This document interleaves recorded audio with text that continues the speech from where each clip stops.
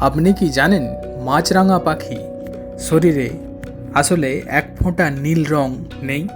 আমরা যখন মাছরাঙাকে দেখি মনে হয় তার পিঠে যেন গাঢ় নীল রং লাগানো, কিন্তু অবাক করা সত্য হলো এর পালকে কোনো নীল রং নেই। তাহলে নীল দেখায় কেন? এর পালকের গঠন এমন যে সূর্যের আলো পড়লে আলো ভেঙে শুধু নীল অংশটাই আমাদের চোখে ফিরে আসে। একে বলা হয় গাঠনিক রং। অর্থাৎ মাছরাঙা নিজে নীল নয়, সে আলোর জাদু দেখায়। আরও আশ্চর্যের বিষয় হলো আলো কম হলে এর রং ফিকে হয়ে যায়।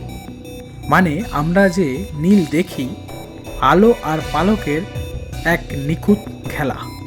প্রকৃতির এই ছোট্ট পাখি তাই শুধু শিকারই নয়, এটা যেন এক চলন্ত এক অপটিক্যাল ম্যাজিক।